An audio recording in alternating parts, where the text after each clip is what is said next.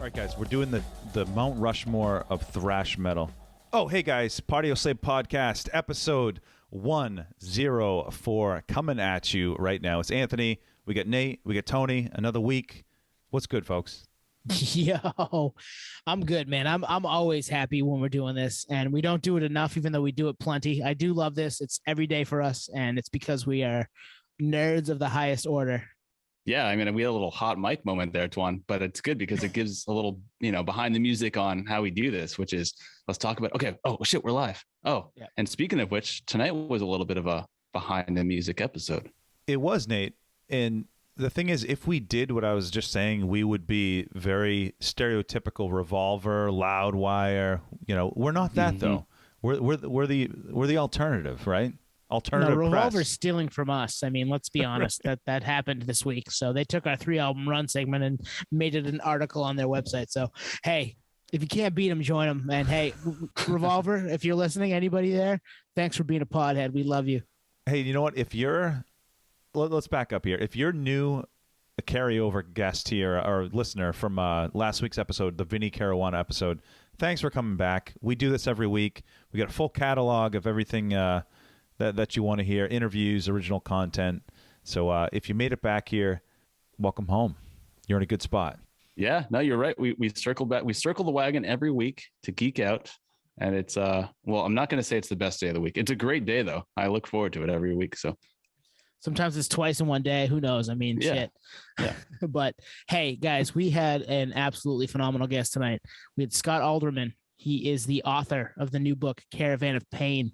It is about the Tattoo the Earth festival that went off in the summer of 2000 with bands like Slipknot, Slayer, Seven Dust, Sepultura, Head PE, Nashville Pussy, Mudvayne, and Hatebreed on the second stage. So we get into all kinds of how it happened, why it happened, some of the players, some of the stories from around it, and, the nerdery around putting together a festival like this with tattoos and music and, in a time that it wasn't really something that happened with Scott right now. So check out our interview with Scott Alderman right here.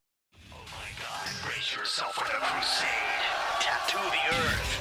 Live music from Slipknot, Slayer, Seven Dust,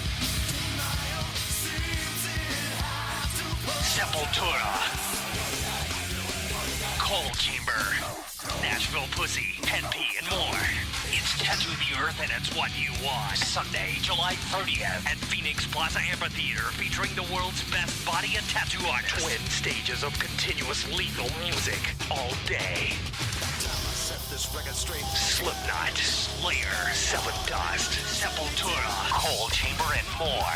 Rain or shine, July 30th at Phoenix Plaza Amphitheater. Tickets are on sale now. Available through Ticketmaster, Ticketmaster charged by phone, and the box office. Click on tattootheearth.com for all the news and farmclub.com for music and video. This crusade will leave its mark.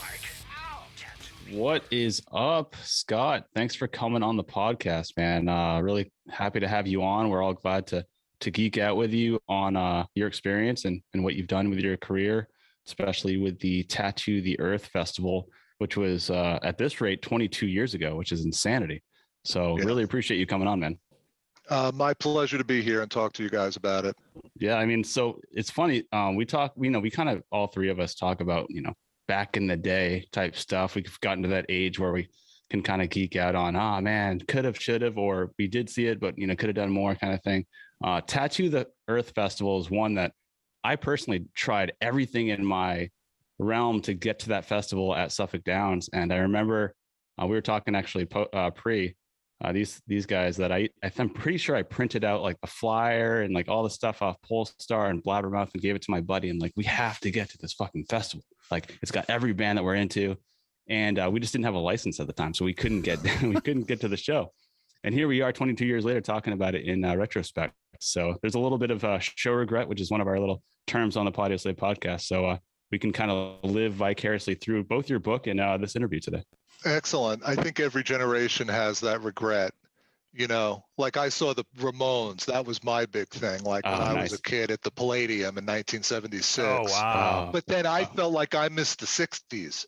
Yeah. I missed Woodstock. I was too young for that. So every generation, even though they go through some really cool shit, always has that regret, you know? Yep.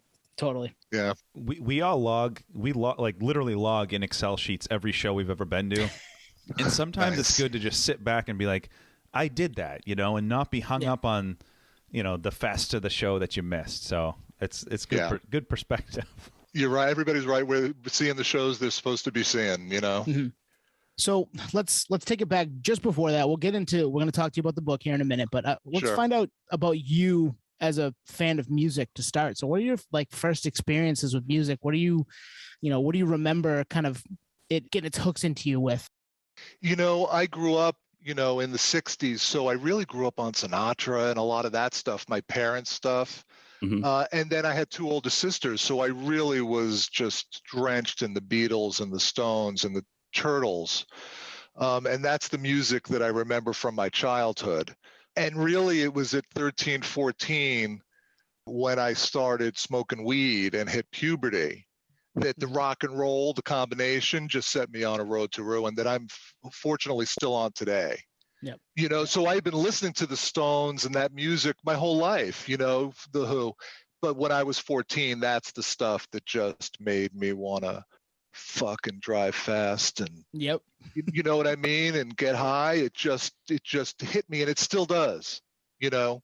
So even though when I did the tour it wasn't necessarily my music, I knew what it meant to feel that way. Mm-hmm. And that's the important thing, you know. It wasn't moving me, but that's the stuff that just got me at that moment and changed my life, really did. So I just love rock and roll, but I love any music as long as it's authentic and it's well played. And I've teared up at, you know, Shania Twain concerts, and it doesn't matter as long as it's real and it's, you know. But I do like hard music. I love Nine Inch Nails. I love Tool.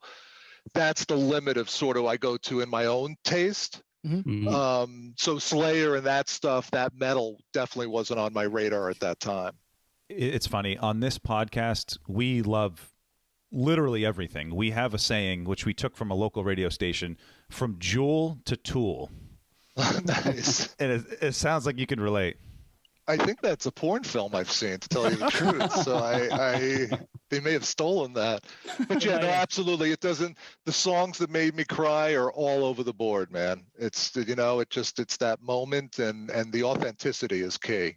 And that's what I got from the metal bands that were on the tour, mm-hmm. whether it was my thing or not, was, wow, this is the real deal, you know? So were there any like concerts or festivals or, you know, a certain night at a show that you were like, man, I like this. I want to maybe put something like this together? When you mean at my show or just in general? Or just working in the industry or anything like that? You know, I mean, I'd worked in the music business when I was younger and owned a club and was a road manager and did some producing. I never really had a vision. I think everybody wants to put on Woodstock. Mm-hmm. You know, and when I'm sort of an entrepreneur, so that's what spoke to me. I'm not a musician. I wanted to be the guy on stage who sets it up. But when I had the idea for Tattoo the Earth, I was 10, 12 years removed from that. I had no desire to be back in the music business. It really wasn't on my radar. I was kind of done with it, you know, the music business. And then I had this idea that involved the music business and tattooing, and then all of a sudden I'm in the music business. Yeah, right. Man, you bring something up that I can somewhat relate with, because I lived in New York City as well. So I used to work at the Cornelia Street Cafe in Greenwich Village, and there was a little jazz cafe. So I remember thinking, like, this is a rad place to be. There's people coming through here that are absolute legends, and, you know, your local artist that's playing the same venue. So you said you managed jazz artists, and you bought the jazz club at 23 years old, which is 23 years old. insane. I was actually, just to back up a second, I wrote a memoir a couple of years ago. I was just batshit crazy growing up, man. I was struggling with my sexuality and drugs, and the 70s was a very bad time to be struggling with that stuff, you know? So I was just completely batshit crazy and got thrown out of college. I was a speed freak and a coke dealer. I got thrown out of 2 colleges, and then I found a job at a rock club, and I found my people. I found a reason to be part of a community and to work and something I believed in and people who believed in me. And then within a couple of years, I was road managing for major jazz artists, the Lionel Hampton, Charlie Bird, Barney Kessel, major tours of Europe, and then bought this club of Fat Tuesdays in 1984. Wow. The bad part was that on the other side, I was living this double life where I felt like a total piece of shit. And all the success that I got from being a fuck up just a few years ago made it just unbearable. And I started using heroin. Oh, wow. So over the course of a couple of years, I just sort of blew my life apart with drugs until I finally came out and got clean and sort of started my life anew in a way. Mm-hmm. So there's a lot that goes on, with the music business. And I write in the book about when I got clean, I had to put the music behind. Like when I used to do heroin, I used to time it so I could, Gimme Shelter was playing as I went over the Williamsburg Bridge on my way to go buy it. The music was such a deep part of that and just made me want to get high that I kind of put it to the side for a while when I got clean and focused on writing, And the idea for Tattoo the Earth sort of renewed that desire again. But I sort of put it to the side for a little while. So there's definitely, that tells me that the fact that you came back to it, there's definitely a passion there. And that, whether it's the music itself or the music industry, like you said, drawn to the music at an early age, then you one on the management side, the club side, that tells me that you're definitely drawn to it. So I'm going to fast forward a few years, which, one of the vehicles for your whole book is the Tattoo the Earth tour. And, as heavy music fans that we are, we know that tour cold. I mean, there's Ozzfest, Pledge of Allegiance, Tattoo the Earth. It's in the Mount Rushmore of heavy festivals. So, I mean, here we are 20 years later talking about it because you wrote a book about it, So I'm curious, why now? What's the impetus to put it all on paper at this point? Because we read it. It's a great book, great read. Every listener, go check it out. But we're curious about how, why now? Well, when the tour blew up back then, and I've always been a writer, my first thought was, let me write a book about it. And I started to write it, and I just wasn't ready to write it. And if I'd written it back then, it would have just been bitter and really salacious because I left out a lot of the debauchery. It's just a different time. It would have been a different book that I absolutely would not be proud of right now, 20 years later. So in that respect, I'm glad I waited. But after I wrote this memoir about my early days, the stuff I was talking to you about, I was going to write my next chapter of my memoir, which is when I got clean and I worked in the AIDS epidemic and then ended up working for Morgan Stanley. Just crazy shit, just different, a different venue. And the pandemic hit. And I'm like, you know what? I don't want to write about the AIDS epidemic right now. And originally I was going to just write a 20th anniversary, oral history article of Tattoo the Earth and interview the people who were there and the bands. They do those in Rolling Stone and stuff. Yeah. And I started doing it. And then I realized there was a book and that I kind of wanted to write it because I didn't want to write the other one. And I just started writing the book. That's basically how it came about. It originally was going to be an article. And I spoke to a couple of them. I spoke to Shannon Larkin from Amen and Ryder Size from Nashville Pussy and a lot of people involved in the tour. And once I decided to write the book, I stopped speaking to anybody. Nice. I didn't want it to be, it wasn't a journalistic book. It wasn't that type of book about the tour. It was my story and the tour. So once I made that decision, I was like, I'm not chasing anybody down. And that's really how it came together. And then it you start writing something like anything and it came together and it seemed good and people like, so it just sort of had an organic thing. I love how that came about because you open up like a shoebox of like photos and ticket stubs and you're like, man, there's so many stories that are kind of coming back to fruition here because now I'm in the moment to actually, rehearse this stuff. So it makes a lot of sense now. And I have 20 years worth of pictures that I'm putting on Instagram and Facebook, this trove. Yeah. It's like the Beatles for new metal fans. It's like the Get Back tapes. There you go. Like stuff that's just blowing people's minds because it's just been sitting there, nothing face and like really fantastic tour photos. So it's really great to hear people it's blowing people's minds because they didn't even know it existed. People think they've seen every picture of something. So that part of it's been fantastic. Yeah, no, it's a first person account. We had Lance Mercer, grunge photographer, on here from the early 90s, and same thing. We were like, is there anything we haven't seen? And he's like, oh, I have like, boxes on boxes of like B-reel and just like all sorts of photos that I haven't even published. And he started going through them after the podcast, and he's like, oh, actually, I'm finding some pretty amazing gems that have no one seen except for me. And I'm like, that's cool that we were kind of in an antithesis of that, Yeah.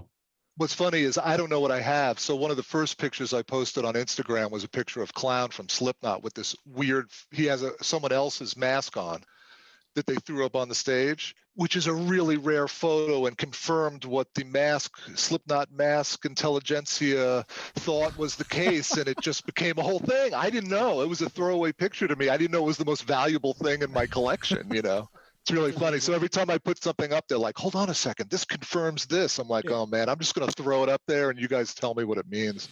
The internet, right? Yeah, exactly. All right. So how did you come up with the idea for the festival? Let's talk about that. Let's see. You had this epiphany. We read it in the book, but tell us what you were thinking. I wasn't thinking. I had just had a lot of success and a really tumultuous time in my life, and was trying to figure out what to do next. And I really didn't know, and I was starting to get frustrated. I had said for many years, if I had the money and the time, I would think of what I could do. And here I had the money and the time, and the whole thing was wide open, and I was starting to get really frustrated. And then Sean Vasquez was tattooing me. And I was just talking about how I want to put on something. I want to put on a big show, like a giant freak show, a big something. And I just said, tattoo the earth. And from that second, and that's why I can identify that literally the time that it happened, I did nothing but try to get that off the ground. That was actually going to be one of my questions. Like, had it, like in the book, you say not only the date, but the actual timestamp. I'm like, how the hell do you know the exact timestamp? It's because you had a tattoo appointment. I had a tattoo appointment with Sean, and he had just started it. It was like 15 minutes, 20 minutes into it. And then he stopped. And then he and I went out that night, and I just started and that's why I stopped talking about it as a vision early on, because then people are looking at me like I'm crazy. But I went home that night. He and I went to this club, and that night I went home and just basically taking dictation. I really thought I was having a psychotic break, and I spent the whole night just listening to music and weeping and dancing and writing down a template for something that ended up happening. Wow. Exactly how I imagined it. And that was the key for me right from the beginning. I could close my eyes and I could stand in it and see it, and people knew I could, and I just thought of nothing but that, and until I could get it off the ground. It was a total, I don't know what you want to call it, but I say in the book, I sort of cracked and ended up on stage at Giant Stadium. So they better play. I could ended up in a psych ward, Yeah, you did the right thing. You ended up on stage at Giant Stadium. Yeah, exactly. Given the choice. So it was always that for me. At every moment, it was a vision quest. Mm-hmm. It was this. It was just a calling. So that was really the idea. And then from that moment, originally it was going to be a 3-day festival, because I sort of come from the Woodstock era. And the funny thing is now 3-day festivals are completely in vogue. Back then, they were moving away from them. You remember Woodstock 99? Yeah. They had the riots and the fires. Nate was there. I was there. Oh, really? Oh, yeah. So they were moving away from that. I write in the book, we threw 50,000 Tattoo the Earth flyers into the rave at Woodstock 99. Oh, wow. For a show that had no dates, no tour. We had nothing going on at that moment. Wow. And we got written up in Rolling Stone that these assholes drove through the rave in a van and threw out these cards, swag. And that was us. I was really very proud. That's awesome. Yeah. That's awesome. I love the context that you paint in the book, which really illustrates that time period. Tattoos were taboo. And I was trying to think of in 2022 what the equivalent is, and I can't even do it. It's back then they were probably more taboo than pot is now, Oh, absolutely. It was illegal in Massachusetts. We couldn't tattoo at our Suffolk Downs show. It had just been legalized in New York a year or two before I walked into Sean's shop. And I if you look at a picture of the 2000 Dream Team, Olympic Dream Team basketball team, there's not a tattoo in sight. Mm-hmm. Wow. So it was very hard to find mainstream tattooed people, you know, who weren't metalheads and wrestlers, and you know, so it was really very underground, and it's hard to imagine it that way right now with the way it's become. But back then, it was outlaw, you know. And I write in the book, we went to Iowa and they ended up banning us, and you know, we came to Iowa with Slayer and Slipknot and tattoo artists for their children, and they didn't take kindly to it. You know, and this was 22 years ago. Damn. But yeah, it wasn't the way it is now. It wasn't the way it is now. Did you know at the start of this how ballsy it was to kind of drop everything and throw all your eggs into this basket? I've always been that kind of person, so I was ready for it. You know, I was ready for it, and I had the bread, and I had no one looking over my shoulder. And from the moment I had the idea, everybody believed in it, and everybody gave me their best contact. Like I talked to someone and he'd go, hold on, I know Ace Frehley. Let me get Ace on the phone. Wow. Of course, Ace is like, you know, what's Ace going to do? Or anybody, not Ace personally, but just in general, you know? Yeah, absolutely. But people were always like, that's how I ended up in front of Irving Azoff. Within just a month of having the idea of writing a pitch book, I'm sitting with Irving Azoff, who now and then was one of the most powerful people in music. And Don Kirshner and Lyle Tuttle, like major players.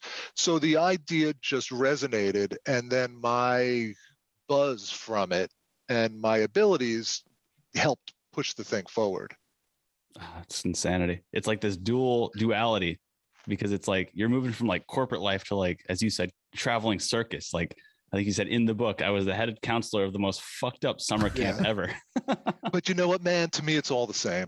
Yeah, and I have to tell you, it's all the same to me. It's, you know, if I've done conferences with 500 doctors in England and I've emceed Tattoo the Earth, to me, it's just a change of wardrobe and tone.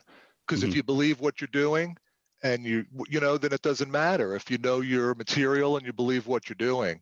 So that part of it, like working in the corporate world, I could write, I do my own web stuff, and you know, so I had all of the pieces, and Tattoo the Earth was the first thing I'd done in my life where I got to use everything. The business smarts, the writing, being a massive prick, being, you know, whatever it took to get it done. You don't get these things done by being, you know, I was out of my mind. I would not be stopped. I didn't want to talk about anything else. I was probably pretty hard to live with. You know, I was 100% into it. So it was one of those moments where everything came together, and I'm like, whoa, man, I got all the tools to be able to do this. I mean, you're jumping on flights across the world just to have a conversation with someone. You know, it's wherever. Wherever. If it's, and that's what I was doing. I was going out to LA. It's like, oh, Be Real wants to talk. Sure, let's go out to LA. I was just traveling nonstop. What I did, and I never did since, is I kept a really detailed journal, and it's the only time I have. So when you read that book, a lot of that detail, I transposed it into an Excel spreadsheet, and I have literally everything I did for that year and a half. I was trying to get it off the ground, who I saw, where I was, everything. That was the foundation for the book. The tour, I don't remember a thing. That's a whole other story, you know, because I stopped that. But that's where I had a lot of that, you know, I remembered. So that's where the detail comes from. But yeah, I would go anywhere. Didn't matter. And that's interesting, because that's the business acumen that you're talking about that is weaved into the punk rock, you know, mentality that made it happen, right? So what you're saying right now is, if it wasn't for part A, the corporate world, this would never have happened in the first place. Absolutely. You have to have that kind of organizational skill. And this was the part of me as personally that it was a really important thing. And when I say the Tattoo the Earth saved my life, because, you know, as someone who's bisexual, someone who's creative and wrote a book, and also is a corporate person, all these different things, you know, as I go through my life, everybody wants to be one thing. So, you know, my goal and what Tattoo the Earth helped with was just integrating it all. I don't have to be one thing. I can do something. And like, I'm doing the book, I'm doing the web for the book, I'm doing all that. I mean, I do that stuff. So the rubber's got to meet the road at some point. You've had the idea, you've flown all over the place to talk to people. People are into it. Now you got to get musicians. You've got to get tattoo artists, body artists. What did you have in mind for this? I had in mind like Aerosmith. You know, because I'm a classic rock guy. So I was thinking Aerosmith, I was thinking a big Woodstock type mainstream event. And early on, I realized I was never going to get Aerosmith or any of those bands. I really was so far detached because I'd separated from music that I hadn't even been to a show for the most part for 10 years. I mean, I was out of touch. Wow. So originally, like when I sat down with Azoff, I wanted the Red Hot Chili Peppers. I thought they would be great, but I had no idea what I was doing. And that's when I realized I needed to go, I say in the book, like Colonel Kurtz from Apocalypse Now, because I was almost 40. I basically put on my own Kenneth Cole boots and traveled and went to 100 and whatever, 50 shows around the world, just trying to figure out what I wanted to sell and who I was doing it to, and hang with the kids and the bands and experience it. And that's the part of it that most of my corporate friends wouldn't be able to do with any legitimacy. And I'm able to do that because I'm a freak and I have all these different sides, and that's a side of me too. And that was apparent. It didn't come off awkward when I was hanging out with these bands because I like to hang. I just also happen to be a business person and a writer and this and a that and whatever. So that's where Tattoo the Earth was very important for me as a person, because I got to use all those skills and could talk to anybody. And bands can see through that. If you're, suit and tie, it's like, well, fuck you. You're just here for the money, Yeah. Yeah, well, that's why when I met with Cypress Hill, it's like, well, one of the first things I did, which I did several times, is a Cartoon, who's a tattoo artist in LA. I gave him a spot on my arm and let him freehand. I didn't tell him what I wanted. I'm like, which is the equivalent of like, I don't know, like, paying tribute to somebody. Yeah. That I trust you. So that first trip to LA with Cypress was really about meeting with Be Real, and everybody feeling each other out. And that's where a lot of people would just get stopped at the gate because they wouldn't know how to hang. Absolutely. So that's where this, I had a lot of the things necessary to do this, because like I write in a Jack Utsick, who's now in jail for 18 years, who I almost did this with.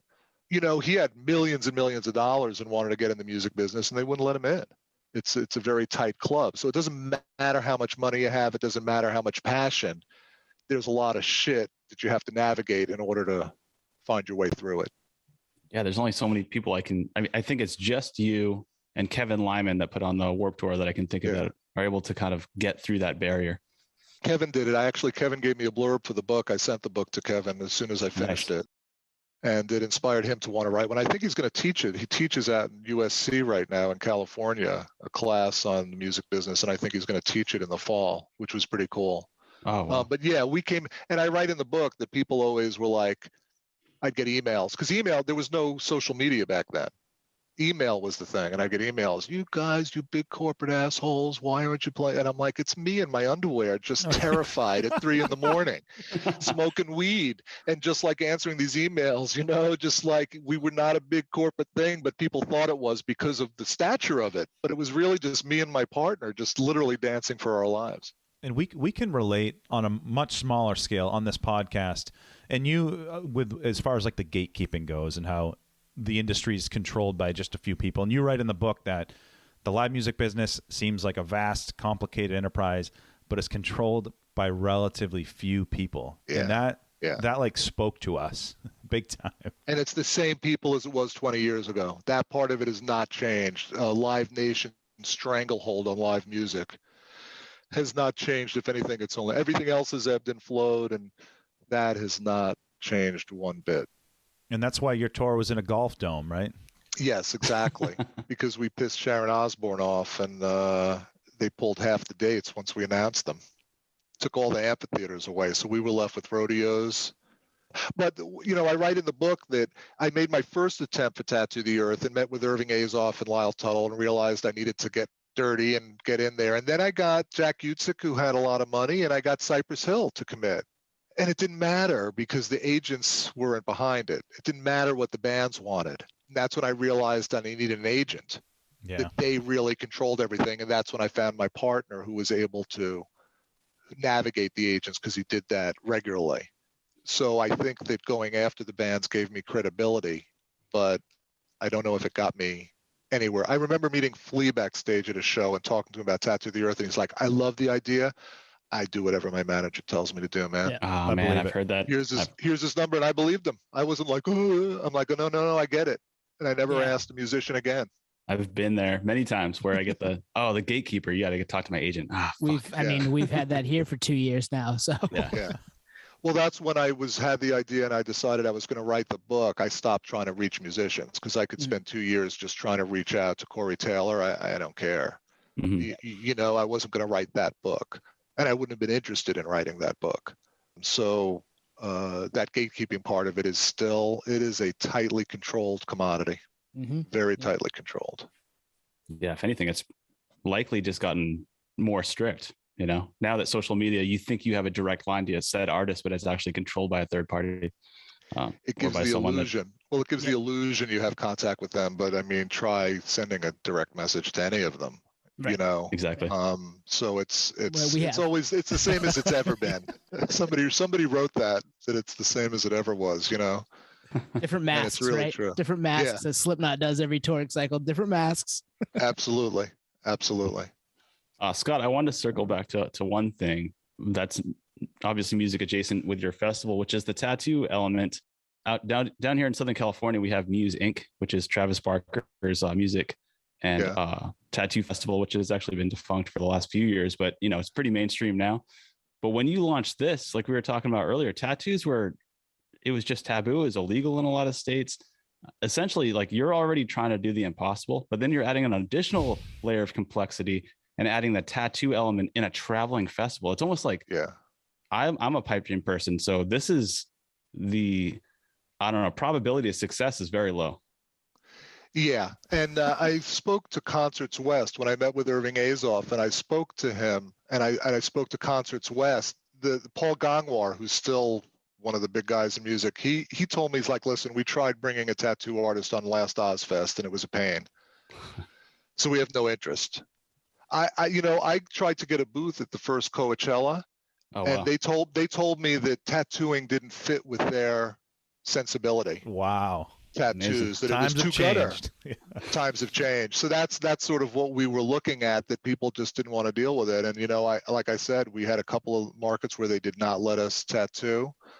Some places could care less what we did. Some made us go through classes. In Kansas, so it was a hassle. And we really had trouble that first tour with the tattoo artists, keeping them. We did it intense, and it was really hot. And we were learning a lot, traveling with it, and would have fixed it the second year, but we didn't get the chance. But it was a hassle, and it rubbed a lot of people the wrong way around the country. Well, and you had places where you had gotten the okay, and maybe local law enforcement didn't know about the okay. That happened in the Golf Dome, which was like an indoor golf driving range. And it was like, the best part about it is to do the load in. It had a pressurized hallway. So you had to bring in a load of equipment, close the door behind you, like wait 5 minutes till everything repressurized, and then open up the door to the venue. So it took like 10 hours to load everything in. And it was 100 degrees, man. I mean, it was just so hot. It was horrible. And tattooing was illegal in Bridgeview, Illinois. And I got the mayor to let us I wrote him a letter, and I have the letter, that we could do a tattoo demonstration, and they didn't tell the cops. And they just started hassling us and went after one of our international artists because his visa wasn't in order, and they're trying to escape. And I mean, people were throwing up. It was 100 degrees, passing out. It was horrible, man. I wrote that I almost went on the second floor of the venue with a driver and was just going to start wailing balls into the crowd, but it was too much effort to get up there. I had to walk up to the second level to do it. It was too hot. It was a good idea. It was just too hot. But it was terrible. Absolutely terrible. Did that venue know what they signed up for? I'm just thinking, like, growing up, we'd have friends that would book VFW halls and punk bands would play. And there's an old guy that says, sure, give me $300. And then he comes the next day and the windows are broken. Like, did they know what they had signed up for? They had absolutely no idea. We did the show in Des Moines. We did our show in Des Moines, Slipknot's hometown, and we got banned after it, basically for the language. And the promoter literally came up to me and he's like, you have to do something about the language on the stage. I'm like, you crazy? Yeah. Like, if I if I wanted to, even if I wanted to, if I said something, they would just start cursing just nonstop. The rest of the show will just be them saying motherfucker until curfew. So I don't think they fully got what was coming their way. Mm-hmm. I don't think the metal world was ready for it, frankly. I think it took everybody by surprise. Because they're used to clear channel, Ticketmaster venues that are polished and amphitheaters, and where this was, hey, a golf dome or a fairgrounds, a rodeo. I mean, it's DIY as it gets. I love it. I know, horse tracks. Yeah. And the thing is, the Warped Tour does that as part of their sensibility. It's sort of a do-it-yourself. To them, a stage is taking 2 long planks between 2 trucks. But that's not how we were going out. And the few amphitheaters we did play were just, I mean, what a difference, man. It was like night and day for the tattooing, for everything. So that part of it was really the stress of taking out a first-time venture with the tattooing in these secondary markets. We didn't know what bands were going to show up until the first show. We thought Booyah was going to show up. We didn't have the end of the tour booked at the first show. If you look at that tour book that's in the book, it's completely wrong. I mean, there's nothing right in that tour book, and that's what we went out with. So it was just, from the beginning, an insane venture with everything else on top of it. And then we've got Slipknot and Slayer and Sepultura and Seven Dust and leave Scott, off the last S for Satan. What the hell were you thinking, Scott? I felt such pride, man. I'm like, you know what? The kids need some place to let it out. I had that sense back then that I was doing a service, that this was a place where you wouldn't be judged and you could come and kick the shit out of each other and go home and feel good about it. And you're not going to go shoot up your school. Like, I felt that sense of pride of being able to give these kids a place to be able to do this. I agree. I didn't even have the angst, but I was subscribed to Kerrang magazine, and I used to pick up Circus and Hit Parader on the weekly or month, I guess weekly for Kerrang and monthly for Circus and Hit Parader, and seeing like these amazing photos of metal festivals in Europe. I'm like, fuck, man, nothing like that exists over here except for Ozzfest, and then obviously Europe Festival. So yeah, like you said, you were serving a need, a niche that was fulfilled. Yeah, and I wanted to take tattooing out of I wanted to bring it more to the mainstream, and I didn't want, what's happened with tattooing was my goal in doing it was to bring this amazing art form, to acceptance. And I really do find it amazing if I'm watching TV that mainstream ads, not neck tattoos, and I mean, everybody is just tatted up. It still blows my mind. Even, like, I'm still not quite used to it. Like, wow, this really is different. It's mainstream now. Yeah. If you had a neck tattoo 20 years ago, you were you needed to be a metal musician, or we used to, how many people could tower records higher? Right. What were you going to do? There weren't many things you could do. And now it doesn't matter. And that part of it is really great, because that's what it was about, is just letting people be themselves and have a safe place to do it. Yep. Fast forward 2022 and Post Malone is on a Budweiser commercial on prime time. Exactly. Yeah. Exactly. And just even Miley Cyrus, all of her tats. And the funny thing is 20 years ago, if you had tattoos like that, where it wasn't a sleeve and it was just sort of like placed, that would have been thought to be really amateurish. Like a poser, right? Yeah. A poser. And now that's absolutely the style. And in some ways, I wish that I had a free arm, because that would be kind of cool. So it's just evolved into an art form, and the tattooing is just amazing what people are doing now. It's just remarkable. It's pretty cool. So Scott, I want to circle back to like the initial vision. So obviously when you cook this up, you're getting tattooed, you're thinking of this festival, you got music, you got tattoos. And then there's a part in the book where it all comes to fruition. You look around and you say, this isn't what I cooked up in my head. So I'm curious what you actually did cook up in your head. Like what was different about when it came to fruition versus your original thought?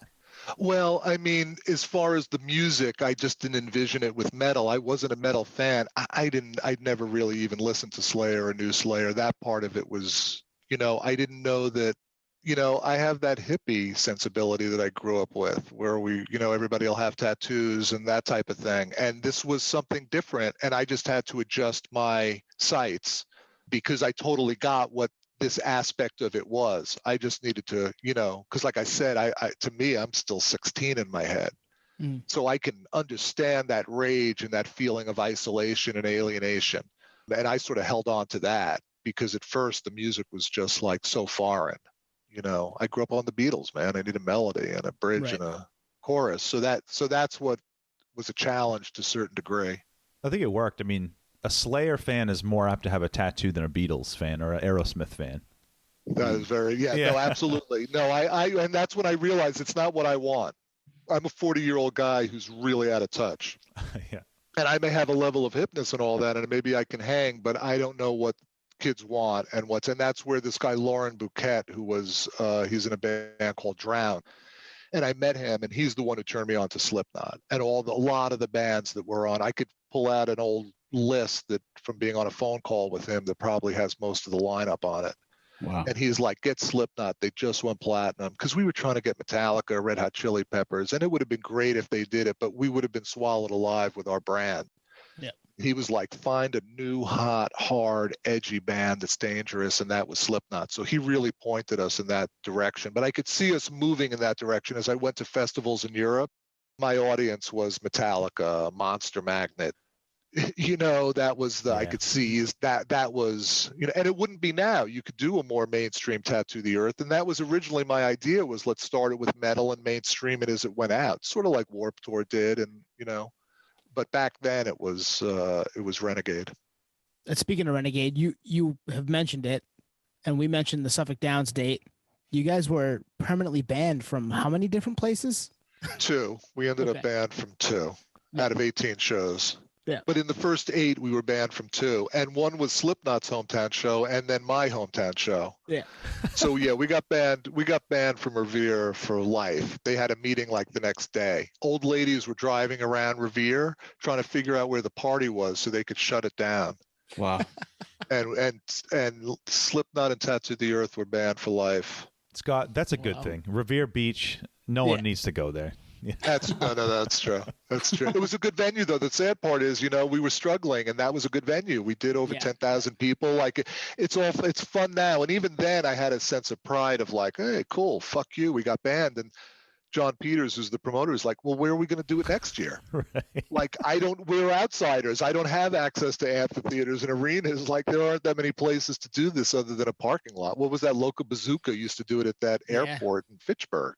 Oh, yeah. So there was a problem. Yeah. There aren't that many alternative venues, and we were being blocked out of all of them. So, you know, as cool as it seemed at the time, and I even had that sense at the time, it really was fucked up. It's like, oh, man. 2 out of the first 8. That's wild. 2 out of the first 8 were banned for life. Waterworks Park in Iowa, they just didn't ban they banned all music. Wow. No concerts anymore, though they rescinded it a few years later. Wow. Which is at the end of the book, the final thing in the book. But yeah, it was... and every show was like that. In Kansas, we were at a small community park, and stage lit on fire because of the pyro, and mud pits and just floods and busts. You know, it was just every show was just a disaster. But the fans had a great time, and that's what I have to separate even now. Because I found I was bumming out some of the fans who were feeling bad for me because I had such a shitty time, and it was the best time of their life. So I've sort of chilled on that a little bit, because I knew at the time I'm not having a good time, and it doesn't matter. I'm not there to have a good time. You know, I just didn't want to have such a shitty time. Right. You know, like, yeah, I just wanted to get out of it alive. I mean, it's that business part of your brain that was serving a need. You saw something, you saw an opportunity, and basically captured a blip in history that, between like the lack of social media and just the organic scene that was happening, like Ozzfest aside, I don't think anyone captured it in the moment. And I think it seems like it was all timing, and you just happened to be there and happen to have the cash flow and infrastructure and, I don't know, relentless soul to just make it happen. And Slipknot decided to do it, and that's and that was the double-edged sword, because they'd already agreed to headline the second stage at Ozzfest for 2000, and then we stole them away. That's insane. And that pissed off Sharon Osbourne, and that ended up, I mean, you know, that really hurt. So it was a double-edged sword. It's like, yay, we got Slipknot, we got all these bands, but we're also have a giant target on our back, and we lost half our shows. So I would have been just as happy going out with a small band, that, you know, a tour that was headlined by Sepultura. you know, and go under the radar. That really was my goal. And we just didn't go under the radar. We landed on top of both the Warped Tour and Ozzfest, sort of screwed up their summers too. So it was just a crazy summer, you know. And just for like real context too, like Ozzfest was king. Like they launched in 95. You got Sharon Osbourne, who's a Titan, and then obviously Ozzy. So like the bands that were even on the festival, like they looked up to Ozzy like he's like the godfather of metal. Like we're gonna drop off this festival in favor of this other one. This other one. These outsiders called Tattoo the Earth. Yeah. With Slipknot. And that was Slipknot. You know, that was Steve Richards, their manager, who died shortly thereafter the tour. But he screwed Sharon Osbourne. I mean, they shook on it. They had lunch and shook on it, and then he screwed her over and ended up doing our tour, and then ended up doing the same thing to us the next year when we were going to go out and do our second year, and we offered Slipknot 25% of our tour, whether they played or not. Which is huge. That's enormous. Huge, enormous. I don't even think Steve Richards took the offer to them. I think he was planning to play us all along, and you know, Ozzfest just doubled the offers. And if we doubled them again, they would have doubled them again. Wow. And, you know, Clear Channel owns almost every amphitheater. They own thousands of radio stations. They own like 200,000 billboards. So you can't, I mean, we just couldn't even compete. They spent a couple of $1 million probably to put us out of business for that second tour. And the funny thing is, as a business person, everybody was like, oh, I can't believe Sharon Osbourne did that to you. I'm like, my only regret is I couldn't do it to her. I wasn't in this to make friends. I was in this to build a business and to make money and build a movement. And I didn't begrudge her doing that. When I was in business, I did worse things to people who came in and just shit on my little territory. So that part of it, even then, everybody was all up in arms. And I'm like, hey, we deserve it. We just screwed up Kevin Lyman and Sharon Osbourne. Like we took their bands, and there's, you know, so I had that sense even back then as a business person, which probably saved me, because I wasn't getting emotionally involved, taking it personally. And it's a long play for her, too. If she can eliminate you early, then they own the landscape. They owned the landscape until Summer Sanitarium. They owned that landscape for the next 15 years. Yep. They had no competition for the first 10 years, unless it was another CAA tour going out. You know, so I would have done the same thing as a business decision. So that part of it I fully got. You know, whether I liked it or not is another thing. But I understood it, and I never took it personally. That's good. I mean, to have the thick skin in that industry is you need it, right? I mean, that stuff happens. Well, you know, like I write in the book that I care what happened as long as the show happened. Like I really, even though my ego was out of control for a lot of it, it was the most selfless thing I've ever done. I just wanted it to succeed. And that was the heartbreaking thing for me, is just no one would leave it alone. You know, like they just never gave it a chance to really turn into something. And that was really the bummer. Everybody, and that's Slipknot, everybody just grabbing at it. It's a new thing. It's the new person in town. You know, they make you pay double for everything because it's your first, you know, that type of thing. And that just felt like they were clawing at me. And that part of it I took personally. You like, just give it a fucking break. Just if everybody would just stop trying to kill this thing for 1 second, let's just see what it's going to be. Right. But it had too much bearing down on it. Well, gun to head, they probably would have loved it. The idea, like, well, I wish we had done this. Like, that's why they needed to, you know, make sure it went away, because, hey, man, we're going to lose to them at some point because the idea is good. The idea is really good. And that's my partner in this. When we meant to do the agent meetings, he's like, the first agent we met, he's like, the first thing he's going to tell you is why it won't work. And the reason he's going to do that is because it wasn't his idea. Because agents don't get a lot of ideas, let alone good ones. And we sat down, and the first thing was, I'm going to tell you why this doesn't work. Andy Summers was the agent from Bandwagon. Wow. I'll tell you why it won't work. So, you know, and that's where, you know, and when we met with CAA and this agent, and they basically were like, we're going to buy this show. It was like a movie. That's when Sharon and Kevin Lyman got involved and saw, rightly so, you're screwing up our summer. You're adding another lifestyle festival. And Ozzfest may have been the king back then, but they'd only been around as a real tour a couple of years. Yeah. They'd only put on a couple of full-fledged tours, as did Warped Tour. So they were, in retrospect, in their infancy. They weren't as established as they seem now. And in that respect, I think they felt truly attacked, like we're not established enough to have to deal with this and have CAA bring on another tour, you know, because we wanted to do Green Day. That's what they wanted to do at CAA, and that just freaked Kevin Lyman and everybody out. Wow.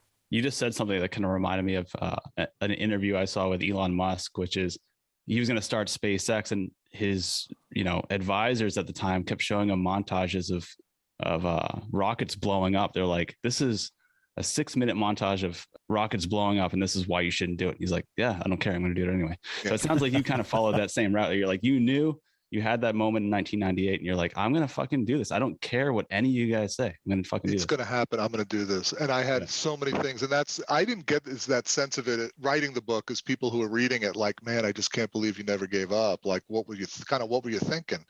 I just was not going to be deterred, and I got busted and I got sick, and it just didn't matter. I just knew it was going to happen. I knew I would be standing in it one day. I would not be deterred. And the talent you got. I mean, those bands, you basically gave them like an SNL platform to springboard from, because a lot of the bands you had on Tattoo the Earth became kind of titans in their own right. Like Seven Dust, like Slipknot. We've mentioned Slipknot a lot, but you had, Seven Dust, Head PE, Slayer was already touring. They're all touring as we speak. Going. Nashville Pussy. Second stage bands didn't survive as well. That's where Cold, true. 1 Minute Silence, Systematic. I don't think there are very few. There may not be any of the other than Nashville Pussy that are still around. So in that respect, they had their moment. But those are the record company slots. They pay for those. Oh, true. Yep. Those slots, and they did that with us too. But yes, that main stage, you could put out the same show, and it would be. I mean, Slayer did that farewell tour, was enormous. So it's even bigger than it was back then, and they're all touring. So Scott, you said you were, I guess, more maybe a classic rock guy, and this was, new exposure for you. Who did you connect with on the tour? I'm curious about, bands that you really either liked as people or liked the music, or even their live show. Sure. I really, I like Slipknot, the band, the guys. I liked Clown a lot, and Corey. I just thought they were I just liked them. At first, I didn't like the music, and I even write in the book, like, once I let my guard down and just changed my expectations of what it should be and sort of absorbed it, I really started getting into it. I sort of started getting it. But it didn't move me. Seven Dust is a band that I really liked because they had that mix of like metal and classic rock. UPO, I liked. Full Devil Jacket. The stuff that had more of a classic rock thing. Mm-hmm. Like Slayer just doesn't do it for me. It just doesn't.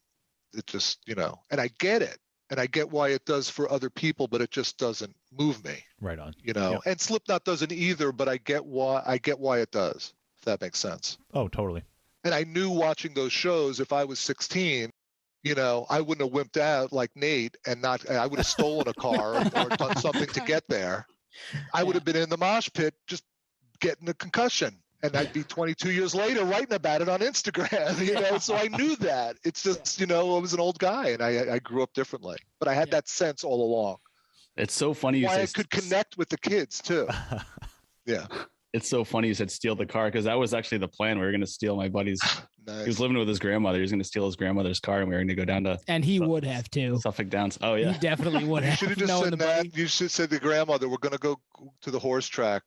Can you just drive us there?" 2 hours away. 110 miles away. 110 miles away, and she gets there, and there's like Slipknot.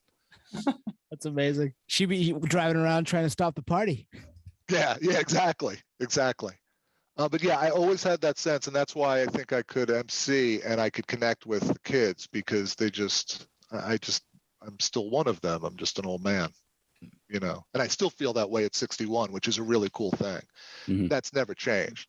I mean, earlier today, I got in the car and just fucking, rolled a joint and listened to Quadrophenia. And I have this great road that I go on, just driving fast, listening to The Who, smoking a joint, thinking about the book. And you know what I mean? Like same shit I was doing when I was 16.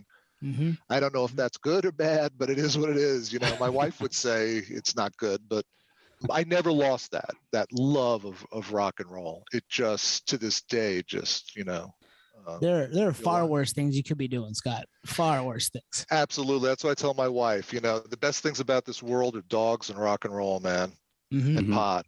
But a lot of people can do without the pot. But yeah, so that's. But it's keeping that sensibility and being able to be a business person and not be a total maroon running around. People needed to know that you were stable and that you could, it was that fine line that I think you run of being eccentric or whatever, and then still being capable of pulling it off. And I think people just always thought I could pull it off.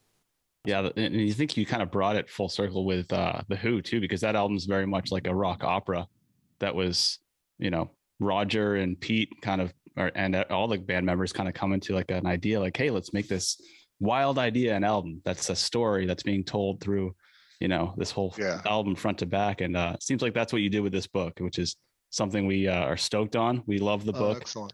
We want to let the listeners know where can we find this book? This book, it will be available on Amazon, Nice. Barnes & Noble. We're doing an audiobook, Kindle. They can go on the website, caravanofpain.com. I'm also putting the entire archive on Instagram and Facebook. And you can catch us at Flogging the Book on Grindr and Tinder. If you're looking for, no, I'm joking. No, shaking your head. It's like it's in. I was like, where's he going with this? Is that another one? Yeah, sure. All right. Sex sells. Yeah, at Flogging the Buck. I think that's gonna. But yeah, it'll be widely available on March 15th. About a week from now. About a week from now, and it's been getting really good response. Loudwire is going to do a thing on it the day that it's released, an excerpt, and just got a good review in Kirkus Reviews, and a lot of good things are happening. People are really responding to it. It's very cool. And it's really cool speaking to people who went to the show or like you guys were kids. Wished we could go.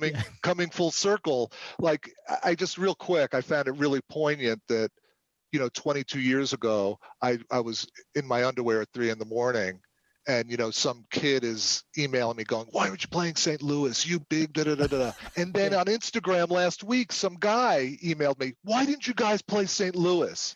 The same guy. I'm like, I'm the same guy. I'm like, well, read the book, man. So that part of it has been really poignant. I really like that part of it, is connecting people with their childhoods like that. Something that was meaningful has been really fantastic for me. Hell yeah. So it's been really good talking to you guys too, because I can see it. This was a touchstone for you guys. Hell yeah. And I mean, go read the book, guys. Go buy the book right now. The links are in our show notes. If you can't, spell Caravan of Pain, you can just click on it in there. So yeah, go buy the book. And it's an inspiring story. I mean, a lot of people don't know the origins of ideas and whatnot and how they come about, and they think they're backed by a lot of money and all this. But I think, at least for us who kind of know the grind, at least through this podcast, like we can relate to it in some aspects, and we appreciate it even that much more. So excellent. I appreciate that. It was a great read. It would have been a one-sit read if I didn't have 2 infants. The old 2 infant excuse. Are they the same age? No. If they were twins, that would be different, man. Hey, then it's valid. 2 under 2 is no joke. No, 2 under 2 is no joke. I have one 14-year-old, and that's no joke, man. So this is the easy part. Everybody told me this is the easy part right now. Yeah. Congratulations, man. That's great. And like I said, it was written for you. It was written for the fans. It wasn't written as a textbook. It's written in my voice to you guys, and that you responded to it is really cool. Yeah, really cool. We definitely did. I mean, we were sending each other excerpts and be like, "Oh man, I can't wait to ask about this. I want people to hear about this." Like, it was definitely worth the time, guys. So go check it out. Excellent. I really appreciate it. Scott, thank you for coming on with us tonight, man. Really appreciate talking with you about Tattoo the Earth, which is 22 now, and the book comes out on March 15th. So about a week from now. Thanks a lot, guys. I really appreciate it. Thanks, Scott. Excellent. Thanks, Scott. There you have it. The founder of the Tattoo the Earth Festival, which is in our mind, and I think many people out there, a very iconic music festival in 2000, especially for the new metal crowd, which is still relevant today. So we, obviously kind of dove deep into that scene then. And I knew it was a vibe then. Like, I think we all remember, like, man, this is like our scene. Like, I read about grunge and I read about classic rock, and it's all cool, but like, we actually lived this. And the fact that we had Scott on to give us the background infrastructure to a festival like this, in a way that I think you guys said, like, pie in the sky, like, this is the way I operate. Like, I want to do this. I'm going to make it happen. He actually had the capital to make it a go. So to have him on and really dive in and really give us some really candid stories on what happens. And obviously the book goes even deeper, but man, he didn't hold back at all, which is fantastic. Yeah, no, he was a great guest to talk to, and reliving some of those, early putting together the festival days, and then how he was just like, I'll hop on a plane and go anywhere and talk to anybody to make this happen, because it was so ingrained into who he wanted to be at that time, and then put this thing together that ended up obviously happening and being something we're still talking about today in 2022, 22 years later. So pretty badass to be able to talk to him about it. And he wrote a book about it, which you guys got to go check out. And I read the book, and I'm someone who does love to read, but I don't have a lot of time between work, kids, and the podcast. I made time for this. It was a two-sitter, I'll call it, two-sitter session read. And it would have been one if I didn't get interrupted. And it's interesting. It's more than just the festival. The festival, in my eyes, is a vehicle for someone who had a vision, had a passion, executed on that vision. But there's also this theme of, kind of redemption and overcoming, which Scott hinted at in the interview.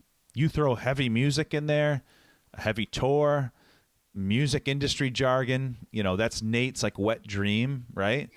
And honestly, yeah. I'm not blowing smoke up our listeners' ass. It is the perfect book for anyone that has listened to this podcast. Even if you're not a Slayer fan, even if you're not a Slipknot fan, which I think most everyone is that listens to us, check it out. Great read, easily digestible. You can pre-order it on Amazon, and it comes out, $3:15, Tone? Yep, 3/15/22, so about a week from today. All right, cool. Yeah, so hit us up on the socials at Podioslave on Twitter, Instagram, TikTok, PodioSlavePodcast@gmail.com. And yeah, we'll be back next week with more, but it's going to be hard to top these last couple weeks, guys. 3 interviews in a row, 3 really kind of different but similar nerdery vibes. Man, I love this shit. I love doing this with you guys. So yeah, thanks to everybody who's listened, and we'll be back next week. 3 words, Caravan of Pain. Go order it, pre-order it, Amazon. Let's go. Yeah, Geeks Unite. It has got everything for everyone. Like Twan said, it is a wet dream for the music industry stuff. And even if you weren't, it's obviously the bands associated in the book. It's just nice to get some backstory on that. But yeah, industry-wise, it's a blueprint, and the good and the bad and the ugly and whatever else. Like, it's the behind the music version in a book format, and Scott nailed it. So, and we really appreciate him coming on. So, to all the nerds out there, cheers. Peace, potheads. See you next week.